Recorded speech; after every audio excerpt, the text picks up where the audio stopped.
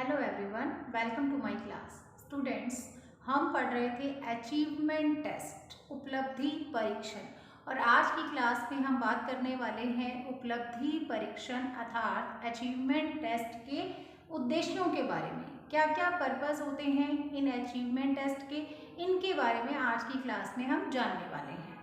इससे पहले हम उपलब्धि परीक्षण से संबंधित क्या जान चुके हैं, तो हम इसके कॉन्सेप्ट को जान चुके हैं। इसके अंतर्गत मैंने आपको दो डेफिनेशंस भी कराई थी, फ्रीमैन के अनुसार और ईबेल के अनुसार।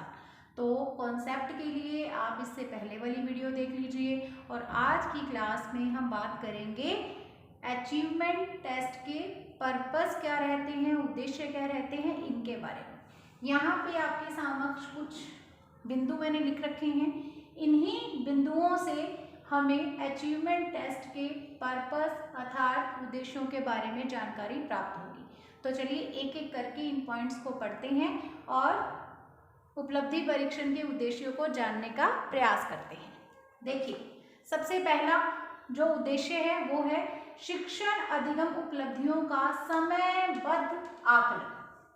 तो अचीवमेंट टेस्ट में हम बच्चे की अचीवमेंट को चेक करते हैं या उसका मूल्यांकन करते हैं। तो हम इसके लिए क्या करते हैं students, time to time test लेते हैं, परीक्षाएं लेते हैं, जिससे कि हमें बच्चे की उपलब्धियों के स्तर का पता चल सके, अर्थात हम उसकी जो भी अचीवमेंट्स हैं, उसने कितना सीखा है, इसके बारे में ज्ञात कर सके, जान सके। तो यहाँ पे जो सबसे पहला उद्देश्य है वो ये कहता है कि उपलब्धि परीक्षण क्या काम करते हैं, शिक्षण अधिगम उपलब्धियों का समयबद्ध आकलन करने का काम करते हैं। समयबद्ध, टाइम टू टाइम। तो पूरे साल में आप देखते ही हैं कि कितनी बार परीक्षाएं ली जाती हैं, एसए, एफए, इस तरह से फॉर्मेटिव असेसमेंट, समेटिव असेसमेंट, पहले FA1, FA2, उसके बाद SA1, फिर FA3, FA4, फिर उसके बाद SA2, है ना। तो इस तरह से टाइम टू टाइम परीक्षाएं लेकर के हम क्या चेक करते हैं, किस चीज़ का आकलन करते हैं। तो आकलन का मतलब राय बनाना होता है, निर्धारण करना होता है। तो हम करते हैं शिक्षण अधिगम संबंधी जो उपलब्धियां रही हैं उनका। शिक्षण कराने का काम कौन करता है, शिक्षक अर्थात हम करते हैं। अधिगम कौन करता है, बालक। तो शिक्षक के काम का भी और इसके साथ ही बच्चे के अधिगम का भी, दोनों का ही टाइम टू टाइम समयबद्ध आकलन करने का काम करना किसका उद्देश्य है, वो उद्देश्य है इन उपलब्धि परीक्षणों का। ठीक है, शिक्षक के शिक्षण का भी टाइम टू टाइम इवोल्यूशन, या हम ये कह सकते हैं असेसमेंट हो जाती है उसकी। आपको पता ही है, आपके जो मार्क्स होते हैं वो आपके टीचर्स के भी मार्क्स होते हैं। आपने कितना सीखा, आपने टेस्ट में, परीक्षा में कितने नंबर लिए, वो मेरी टीचिंग के भी मार्क्स हैं, अर्थात मैं आपको कितना सिखा पाई हूँ। तो इस तरह से जो सबसे पहला उद्देश्य इन अचीवमेंट टेस्ट का रहता है वो है कि ये शिक्षण अधिगम उपलब्धियों का समयबद्ध आकलन करते हैं। इसके बाद देखिए दूसरा बिंदु है आपके सामने, पाठ्य पुस्तकों के सभी पक्षों का स्वउद्देश्य परीक्षण। जब अचीवमेंट टेस्ट तैयार किए जाते हैं तब आप देखते हो कि पाठ्य पुस्तक में, मान लीजिए आपने पाठ्य पुस्तक में से कोई 2 लेसन्स पे टेस्ट बनाना है, ठीक है, 2-3 लेसन्स का बनाना है। तो आपको पता ही है कि पाठ्य पुस्तक में कोशिश ये की जाती है कि जो लेसन है उस लेसन में जितना भी कुछ पूछा गया है हम वो सारा का सारा उसमें डालें। सबसे पहली चीज़ तो हम क्या करते हैं कि उसमें हम अलग अलग टाइप के क्वेश्चन डालते हैं। सारे के सारे ऐसे तो नहीं है कि निबंधात्मक प्रश्न डाल देते हो, नहीं, आप उसमें वस्तुनिष्ठ प्रश्न भी डालते हो, आप फिलिंग द ब्लैंक्स भी डालते हो, या फिर आप उसमें क्या करते हो, आप उसमें राइट रॉन्ग वाले क्वेश्चन डालते हो, वेरी शॉर्ट आंसर डालते हो, शॉर्ट आंसर डालते हो, ऐसे टाइप डालते हो। इस तरह से एक मिक्सचर बनाते हो। पहली चीज तो ये। और इसके अंतर्गत आप क्या करते हो, जो पीछे जो क्वेश्चंस दिए होते हैं उसको एज इट इज, लेसन खत्म होता है तो मूल्यांकन प्रश्न होते हैं, हमें सबको पता है, पाठ के बाद दिए जाते हैं, तो ऐसा कहा जाता है कि वो वाले प्रश्न नहीं देने चाहिए, बल्कि आपने पूरा लेसन बच्चे को पढ़ाया है तो आपको क्या करना है, पूरे पाठ में से वस्तुनिष्ठ प्रश्न बना करके, फिलिंग द ब्लैंक्स बना के, राइट रॉन्ग बना करके, और फिर आपने बच्चे की असेसमेंट करनी है, बच्चे से टेस्ट लेना है, बच्चे से परीक्षा लेनी है। ऐसा अच्छा माना जाता है और सभी अच्छे स्कूलों में ऐसा ही किया जाता है। जब आपको टॉपिक पढ़ा दिया तो प्रश्न चाहे कहीं से भी लेसन में से बन के आ जाए तो आपको कोई प्रॉब्लम थोड़ी होगी। तो ये जो अचीवमेंट टेस्ट होते हैं, ये टेस्ट इसी तरह से बनाए जाते हैं। बच्चे की उपलब्धि का तो तभी पता चलेगा ना कि बच्चे ने पूरा लेसन पढ़ा है या फिर जो पीछे 6-8 प्रश्न दिए हुए हैं उनको रट्टा लगा करके आ गया है, क्या उसको लेसन अच्छे से समझ में आया है या नहीं आया। तो इसके बारे में तो तभी पता चलेगा जब हम क्या करेंगे, उसका टेस्ट लेंगे। तो ये उपलब्धि परीक्षण ऐसे ही तैयार किए जाते हैं। इन परीक्षणों में जो पाठ्य पुस्तक है उसके सभी पक्ष आते हैं, ठीक है, पूरा का पूरा लेसन आता है। अगर मान लीजिए आपके फाइनल एग्जाम है, पूरी पुस्तक आनी है उसमें, तो पूरी पुस्तक में से प्रश्न पूछे जाएंगे, ठीक है। तो क्योंकि हमने क्या करना है, बालक की अचीवमेंट को चेक करना है, हमने केवल ये नहीं देखना कि पीछे जो प्रश्न दिए हैं उसी में से प्रश्न उठा करके हमने अपनी परीक्षा में डाल दिए, नहीं, फिर ऐसा करना अच्छा नहीं माना जाएगा। तो पाठ्य पुस्तकों के सभी पक्षों का स्व उद्देश्य परीक्षण करना भी उपलब्धि परीक्षण का एक मुख्य उद्देश्य है। उसके बाद है शिक्षण अनुदेशन प्रक्रिया में निरंतर सुधार। शिक्षण शिक्षक के द्वारा किया जाता है और इसी शिक्षण के दौरान ही अनुदेशंस दिए जाते हैं। अनुदेशन क्या होते हैं, इंस्ट्रक्शंस दी जाती हैं। क्या बिना इंस्ट्रक्शंस के शिक्षण कराया जा सकता है, क्या बिना इंस्ट्रक्शंस के टीचिंग हो सकती है, नहीं हो सकती। तो यहाँ पे ये जो शिक्षक शिक्षण का कार्य करेगा और इस दौरान वो क्या देगा, अपने स्टूडेंट्स को अनुदेशन देगा, इंस्ट्रक्शंस देगा। तो वो किस हद तक प्रभावी है, इसमें क्या सुधार की कोई जरूरत है, तो ऐसा हमें क्या पता चलेगा, जब हम बच्चे का अचीवमेंट टेस्ट लेंगे।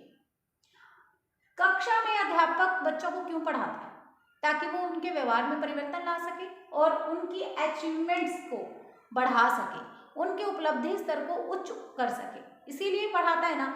तो इसके लिए वो क्या करता है, उनको इंस्ट्रक्शंस देता है। अब बच्चों के जब ये उपलब्धि परीक्षण लिया जाएगा, बच्चों के इसमें जो मार्क्स आएंगे, जो रिजल्ट आएगा, उससे ये पता चल जाएगा कि क्या शिक्षण अनुदेशन प्रक्रिया सही रूप में, सुचारू रूप में चल रही है, या इसमें कुछ अगर सुधार की आवश्यकता है तब आप उसमें सुधार भी ला सकते हो, ठीक है। लेकिन इसके बारे में निर्णय कैसे होगा, निर्णय होगा जब उपलब्धि परीक्षण लिए जाएंगे, अचीवमेंट टेस्ट बच्चों के लिए जाएंगे, ठीक है। तो एक उद्देश्य ये भी हो गया कि ये क्या करता है, ये शिक्षण अनुदेशन प्रक्रिया में निरंतर सुधार करता है। आगे है शैक्षिक स्तरों का उन्नयन। शैक्षिक स्तर किसके, शैक्षिक स्तर बालक के। बालक का आज शैक्षिक स्तर क्या है, आपने उसको शिक्षण करा दिया, आपने उसको टीच कर दिया, टीचिंग करा दी अपनी क्लास में बच्चों को, तो अब आपने देखना है कि क्या उनकी उपलब्धियों में बढ़ोतरी हुई है, वृद्धि हुई है या नहीं हुई। तो ये क्या करता है, ये जो अचीवमेंट टेस्ट हैं, इनका उद्देश्य रहता है कि ये शैक्षिक स्तरों के बारे में हमें बताता है कि बच्चे का, बालकों का शैक्षिक स्तर क्या है। और आपको जब ये पता चल गया कि आपके छात्रों का शैक्षिक स्तर अभी कुछ ज़्यादा उच्च नहीं हुआ है, तब आप क्या करेंगे, प्रयत्न करेंगे उसको उच्च उठाने का, बच्चों की उपलब्धियां बढ़ाने का, उसमें बढ़ोतरी करने का, वृद्धि करने का आप प्रयास करेंगे। तो इस तरह से अब है छात्र वर्गीकरण करना। वर्गीकरण जिसे हम विभेदीकरण भी कह सकते हैं। आपकी क्लास में सारे बच्चे एक जैसे नहीं होंगे, अलग अलग टाइप्स के होंगे। तो यहाँ पे ये जो अचीवमेंट टेस्ट है वो आपकी हेल्प करेगा ये जानने में कि आपकी क्लास में कौन सा बच्चा सामान्य बुद्धि का है, कौन सा बच्चा प्रतिभाशाली है, इंटेलिजेंट है, और कौन सा बच्चा स्लो लर्नर है, धीमी गति से सीखने वाला बालक है या मंद बुद्धि बालक है। इसके बारे में ये अचीवमेंट टेस्ट ही होते हैं जो हमारी हेल्प करते हैं छात्रों को वर्गीकृत करने में, अर्थात छात्रों में विभेदीकरण करने में। अब जब हमें ये पता चल गया कि हमारा ये स्टूडेंट इस स्तर का है, तो अब हम क्या कर सकते हैं, उसके अनुसार हम शिक्षा की व्यवस्था कर सकते हैं ताकि सभी बच्चों की उपलब्धियों में बढ़ोतरी हो सके। उस बालक की, पर्टिकुलर किसी एक बालक की आवश्यकता के बारे में हमें पता चल जाता है कि ये बच्चा इस गति से सीखने वाला है, इसको मुझे इस मेथड से पढ़ाना चाहिए, बताना चाहिए, जिससे कि वो बच्चा भी सारी क्लास में एकदम बराबर अधिगम कर पाएगा, सीख पाएगा। ठीक है, लेकिन जब तक पता ही नहीं चले कि कौन सा बच्चा कौन सी गति से सीखने वाला है, कैसा है, किस स्तर का है, किस बुद्धि का है, तो हम ये नहीं कर पाएंगे। तो ये जानकारी हमें उपलब्ध कौन कराता है, ये उपलब्धि परीक्षण कराते हैं। तो उपलब्धि परीक्षणों का एक मुख्य उद्देश्य है छात्र वर्गीकरण करना या छात्र विभेदीकरण करना। ठीक है, नेक्स्ट देखिए, छात्रों को अध्ययन के लिए प्रेरित करना। अब जब बच्चे को अपने अचीवमेंट्स के बारे में पता चल जाता है कि मैं यहाँ पे स्टैंड करता हूँ, तो मान लीजिए बच्चे की उपलब्धियाँ बहुत अच्छी हैं, बच्चे के मार्क्स बहुत अच्छे आए हैं, बच्चे की अचीवमेंट्स बहुत अच्छी हैं, तो बच्चा मोटिवेट होगा कि अगर इस बार मैं द्वितीय स्थान पर आया हूँ तो नेक्स्ट टाइम मैं प्रथम स्थान पर आऊँगा, फर्स्ट आऊँगा। और इसी के अपोजिट अगर इस बार उसकी अचीवमेंट्स अच्छी नहीं रही हैं, उसके मार्क्स अच्छे नहीं आए हैं, तब वो निश्चय करेगा कि अगली बार वो अच्छे मार्क्स लेकर के आएगा। ठीक है, तो छात्रों को और अधिक अध्ययन करने के लिए भी उपलब्धि परीक्षण प्रेरित करते हैं, ये भी इनका एक उद्देश्य है।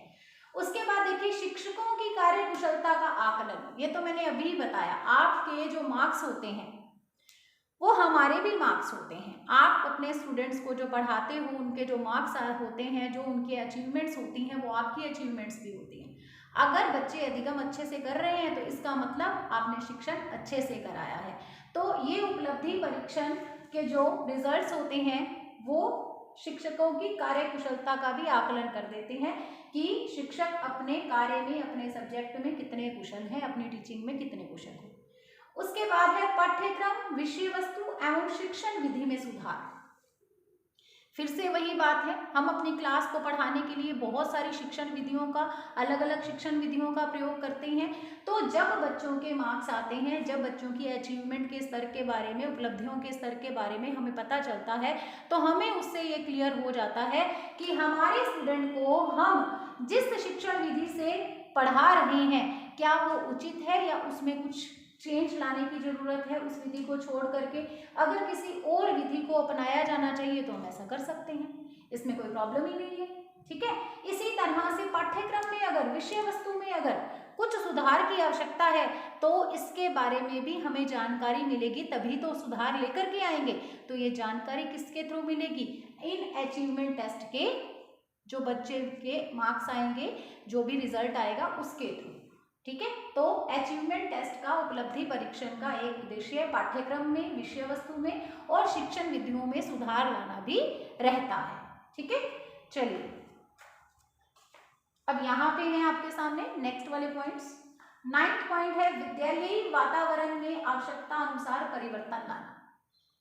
अगर बच्चे की अचीवमेंट्स देख करके आप देखते हैं कि बच्चे का जो रिजल्ट है वो अच्छा नहीं आया है और आपको ये लगता है कि जो विद्यालय के विभिन्न कार्यक्रम हैं, जो विद्यालय का वातावरण है या जो विद्यालय का एक ये कह सकते हो सिस्टम है ना, चाहे वो पीरियड्स लगने का सिस्टम है या कुछ भी है, टाइम टेबल है, उसमें कुछ सुधार लाने की अगर आवश्यकता है तो वो भी आपको कैसे पता चलेगा या फिर आपको कैसे ये लगेगा कि अब इसमें परिवर्तन की ज़रूरत है।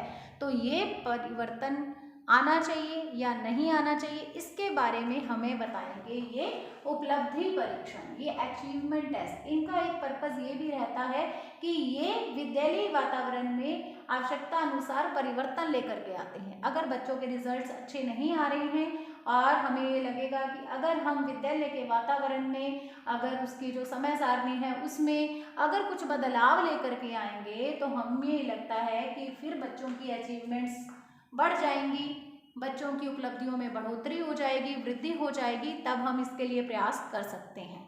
तो ये भी इनका एक उद्देश्य रहता है। आगे है आपके सामने शैक्षिक उद्देश्यों की प्राप्ति की सीमा के बारे में जानकारी लेना। आपको मैंने बताया ही था क्या है, शिक्षण व्यवस्था एक त्रिध्रुवीय प्रक्रिया है। डॉक्टर ब्लूम ने इसे एक त्रिध्रुवीय प्रक्रिया कहा है। त्रिध्रुवीय प्रक्रिया में पहला ध्रुव है शैक्षिक उद्देश्यों का निर्धारण, दूसरा ध्रुव है शिक्षण, अधिगम, अनुभव और तीसरा ध्रुव है मूल्यांकन। तो ये भी क्या है, ये अचीवमेंट टेस्ट, ये क्या है, ये मूल्यांकन के अंतर्गत ही तो आएंगे। मूल्यांकन के अंतर्गत ही हम बच्चों के टेस्ट लेते हैं, ये बात तो हमको पता ही है। तो यहाँ पे भी वही बात है, जब वो तीसरा बिंदु है, जो तीसरा ध्रुव होता है मूल्यांकन का, वो क्या करता है, बाकी दो ध्रुवों की जांच करता है। पहला ध्रुव क्या है, शैक्षिक उद्देश्यों का निर्धारण। तो हमारा पॉइंट भी तो यही कहता है कि हमें मूल्यांकन के द्वारा और मूल्यांकन के अंतर्गत अचीवमेंट टेस्ट के द्वारा क्या पता चलता है कि जो शैक्षिक उद्देश्य या लक्ष्य निर्धारित किए गए थे वो किस सीमा तक प्राप्त कर लिए गए हैं। अगर वो सही रूप में हमें प्राप्त हो गए हैं, हमारे उद्देश्य लक्ष्य प्राप्त हो गए हैं, तो इसका मतलब जो शिक्षण व्यवस्था है वो सुचारू रूप से चल रही है, उसको एज इट इज ही कंटिन्यू रखना चाहिए। और अगर हमारे शैक्षिक उद्देश्यों की अभी तक पूर्ति नहीं हुई है तो इसका मतलब क्या है कि हमें कुछ चीज़ों में सुधार की आवश्यकता है। तो जो लास्ट वाला मूल्यांकन के नाम से जो ध्रुव होता है, तीसरा ध्रुव होता है ट्रायंगल के अंदर, तो वो तीसरा ध्रुव क्या करता है, वो बाकी दो ध्रुवों की जांच करता है, जिसमें ये पॉइंट तो यहाँ पे आ ही गया, शैक्षिक उद्देश्यों की प्राप्ति की सीमा का पता करना, यानी पहला ध्रुव शैक्षिक उद्देश्यों की जो निर्धारण करना है वो पहला वो होता है। और इसके अलावा देखो इससे भी पहले ये आया, दूसरा ध्रुव ये रहा शिक्षण अधिगम। तो दूसरा ध्रुव क्या होता है, शिक्षण अधिगम अनुभव ही होते हैं। तो इस तरह से ये पहला ध्रुव रहा, ये दूसरा ध्रुव रहा। इन ध्रुवों की जांच होती है तीसरे ध्रुव के द्वारा, मूल्यांकन के द्वारा, अर्थात उपलब्धि परीक्षण उस मूल्यांकन के अंतर्गत ही आता है। ठीक है, चलिए आगे है अगली कक्षा में प्रवेश को सुनिश्चित करना। तो ये जो उपलब्धि परीक्षण होते हैं, जो अचीवमेंट टेस्ट होते हैं, वो हमें इस बात में हेल्प करते हैं कि बच्चे को अगली क्लास में प्रमोट किया जाना चाहिए या फिर अभी उसको इसी क्लास में रख करके सिखाने की ज़रूरत है। ठीक है, तो बच्चे को अगली क्लास में भेजना है या नहीं भेजना है, इस बात को सुनिश्चित करने में, उसकी अगली कक्षा में प्रवेश को सुनिश्चित करने में अचीवमेंट टेस्ट से बहुत हेल्प मिल जाती है। ठीक है, हमें पता चल जाता है ना बच्चे के कितने मार्क्स आए हैं, तभी हम उसके आधार पर ही उसको अगली कक्षा में प्रमोट करते हैं। तो इस तरह से एक उद्देश्य ये भी रहता है कि ये अगली कक्षा में बच्चे के प्रवेश को सुनिश्चित करता है अचीवमेंट टेस्ट। फिर देखिए उपचारात्मक शिक्षण की ओर अग्रसर करना।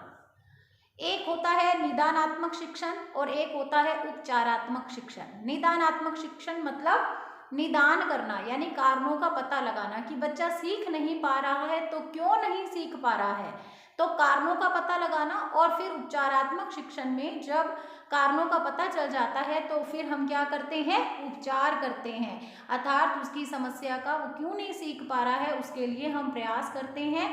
उसके लिए हमें जो भी अपनी शिक्षण विधियों में, शिक्षण में सुधार लाने की आवश्यकता होती है वो लेकर के आते हैं। तो इस तरह से ये जो अचीवमेंट टेस्ट होते हैं, उनके जो मार्क्स होते हैं उसके द्वारा हमें बच्चे के जो भी उसका कारण रहे हैं, जो भी उसकी समस्या रही है, उसके बारे में पता चलता है कि ये बच्चा नहीं सीख पाया है तो इसके लिए क्या कारण है ना। और यहाँ पे जब हमें कारण पता चल जाएंगे तब हम उसका उपचारात्मक शिक्षण कर पाएंगे, उसकी प्रॉब्लम को दूर कर पाएंगे। अब है विद्यालयी या कक्षा स्तर पर छात्रों की प्रगति का तुलनात्मक अध्ययन करना। अचीवमेंट टेस्ट के आधार पर ही आप बच्चों का आपस में कंपैरिजन करते हो, उनकी प्रोग्रेस का कंपैरिजन करते हो। आप कक्षा में फर्स्ट, सेकंड, थर्ड रैंक निकालते हो। ठीक है, तो यहाँ पे विद्यालयी स्तर पर यानी कि स्कूल में किसने टॉप किया, कॉलेज में किसने टॉप किया या फिर क्लास में किसने टॉप किया, ये कैसे पता चलता है, बच्चों की प्रोग्रेस का आपस में कंपैरिजन कैसे होता है, इन्हीं अचीवमेंट टेस्ट के द्वारा होता है। ठीक है, तो ये अचीवमेंट टेस्ट क्या करते हैं, इनका एक उद्देश्य है विद्यालयी या कक्षा स्तर पर छात्रों की प्रगति का तुलनात्मक अध्ययन करना भी रहता है। ठीक है, तो ये आपके सामने 13 बिंदु प्रस्तुत हैं। ये जो 13 पॉइंट्स हैं ये बताते हैं आपको मूल्यांकन के उद्देश्यों के बारे में। पर्पस ऑफ अचीवमेंट टेस्ट, मूल्यांकन के उद्देश्य बोल दिए मैंने, उपलब्धि परीक्षण के उद्देश्य, अचीवमेंट टेस्ट के पर्पस, ठीक है, मैंने मूल्यांकन के उद्देश्य बोल दिए। हाँ, तो ये अचीवमेंट टेस्ट भी किस में आता है, इतनी देर से यही तो बता रही थी कि मूल्यांकन के अंतर्गत ही आता है, जो तीसरा ध्रुव है उसके अंतर्गत ये अचीवमेंट टेस्ट आएंगे, ठीक है। एक बार फिर से इनको एक नज़र डाल करके रिवाइज कर लेते हैं।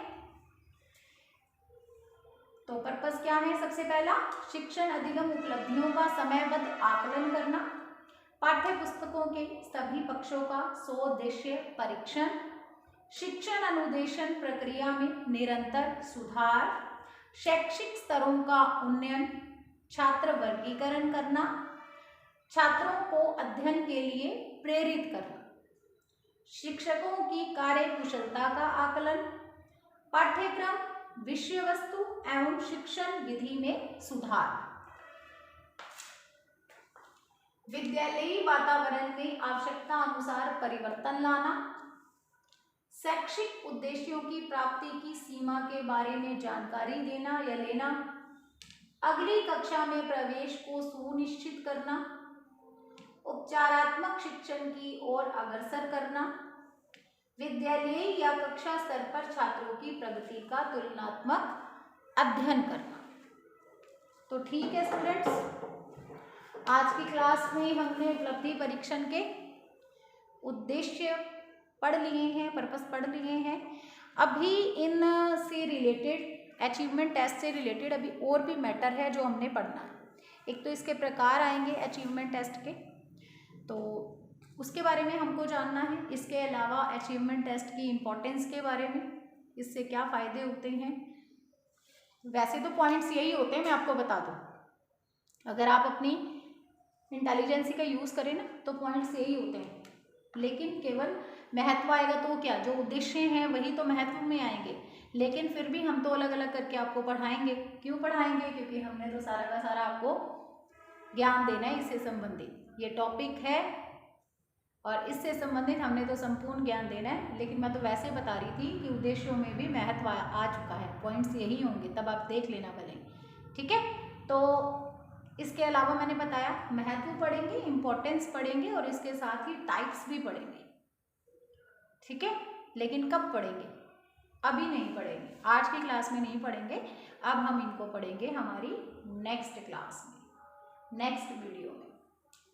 जो उपलब्धि परीक्षण होते हैं वो दो प्रकार के होते हैं, प्रमापीकृत होते हैं और अप्रमापीकृत होते हैं। जैसे आपके बीएड सेकेंड ईयर में जो आपका पेपर है असेसमेंट फॉर लर्निंग, उसमें आपने ये पढ़े होंगे अचीवमेंट टेस्ट के बारे में, उसमें आता है प्रमापीकृत और अप्रमापीकृत, अर्थात जिसको हम कहते हैं स्टैंडर्डाइज्ड और नॉन स्टैंडर्डाइज्ड टेस्ट। कुछ स्टैंडर्डाइज्ड होते हैं, कुछ नॉन स्टैंडर्डाइज्ड टेस्ट होते हैं। तो अचीवमेंट टेस्ट भी कुछ तो स्टैंडर्डाइज्ड होते हैं अर्थात प्रमापीकृत या मानकीकृत होते हैं, और कुछ नॉन स्टैंडर्डाइज्ड होते हैं अर्थात अप्रमापीकृत होते हैं, ठीक है। तो नेक्स्ट क्लास में मैं पढ़ा दूंगी, आपको टेंशन लेने की ज़रूरत नहीं है, आपको जो अब तक पढ़ा है आप उसको बस अच्छी तरह से पढ़ लो। नेक्स्ट क्लास में आपको इससे रिलेटेड एक नई सामग्री, एक नई विषय वस्तु मिल जाएगी। Okay, God bless you, all the best for your bright future.